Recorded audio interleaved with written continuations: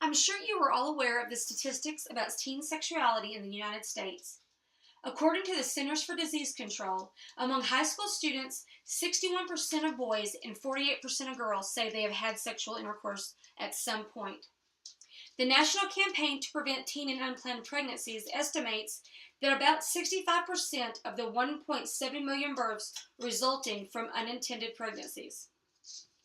It's obvious that our children are not learning what it is they need to know about sex. So whose job is it to teach them? The schools? Do they really reduce sexual activity, STDs, and unplanned pregnancies? What about the parents? Do they really provide accurate information and in a timely fashion? Let's discuss that. Let's discuss what to teach, how to teach it, and who should be teaching it. First, what are the most probably basic forms? Would be a comprehensive sexual education. This originated in Sweden in the 1950s, and it quickly became the prototype for the Western world. It was based on 4 premises. Teenage sexual activity is inevitable. Educators should be value neutral regarding sex. Schools should openly discuss sexual matters.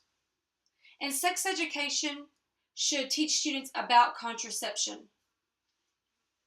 This value-neutral approach to sex soon showed up in American sex philosophies, and one of the famous quotes by the author of Curriculum Guide for Sex Education, he said, "Right or wrong, sex is such an intimate matter that its behavior is so personal. It's as if you're speaking of one's own name or address. No textbook or classroom teacher can teach it." His thoughts were that only a parent, someone who's emotional and in personal investment in that person, could accurately teach a child about sex. Now, is he right? Is he wrong? Who knows? Obviously, opinions abound. So the next step is how to teach it.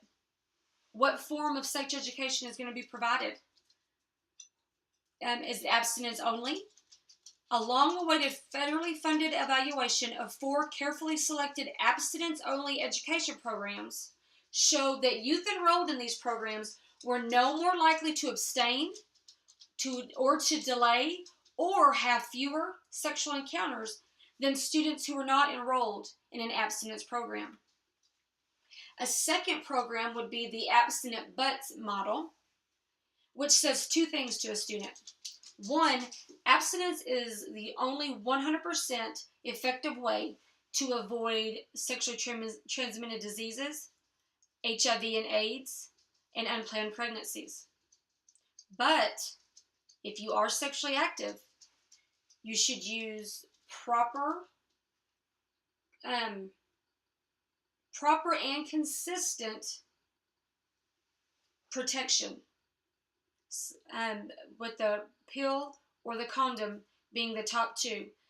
The pill will prevent pregnancies, but does not help to prevent sexually transmitted diseases. The condom is the most fail-proof, but it also, there are user errors that come into play. And in 1986, Lou Harris created a poll commissioned by the Planned Parenthood Corporation. They found that teens who took comprehensive sex education courses were significantly more likely to initiate sexual intercourse than teens whose sex education course did not discuss contraception. So what that means is, if you give them another option, they're probably going to start trying it. They're not going to go the abstinent route. So you need to decide up front how it's going to be taught. Is it abstinence only, or are you going to include protection options also? The final thing would be who should teach it. Obviously, teachers are not always trained properly. They may have their own opinions and feelings about it, and that may go into the teaching. So their beliefs, not just a straight curriculum, are being taught. The classrooms, a lot of times will be large classrooms. Kids are immature. They act up. They cause trouble in the classroom. So that becomes a distraction.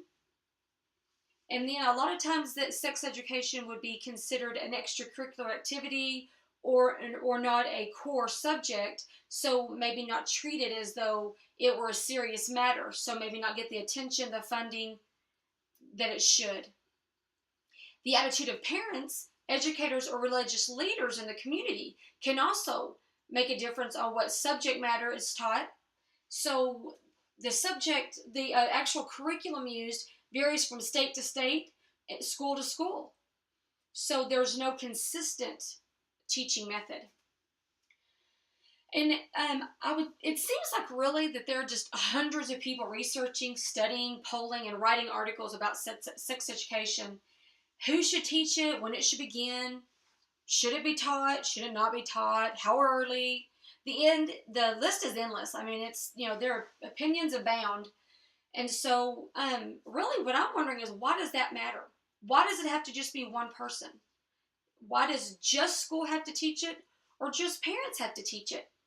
Parents could begin when the child's young, simple ways, the difference between a boy and girl, nurturing and teaching in slow, small steps. And then by the time they get into early middle school classes, the school can take over and do some of the specifics, then the specific names, the disease, the control, but it goes into everything: emotional health, physical health, taking care of yourself, hygiene. All of these things go into it. So it's not just about sexual intercourse. It's about sexual health, taking care of yourself. So why can we not work together as a whole? There doesn't have to be I'm right and you're wrong. This is the way it should be. Because at some point we are going to have to start working together to give our children what they need. There's no 100% correct way to do it. No one's going to be 100% happy 100% of the time. So now it's time we just stop arguing about it, come together, create a united front, come together with a solution rather than fighting about the problem. And that way we can begin educating them in the right way and give them all the tools they need to make informed and accurate decisions.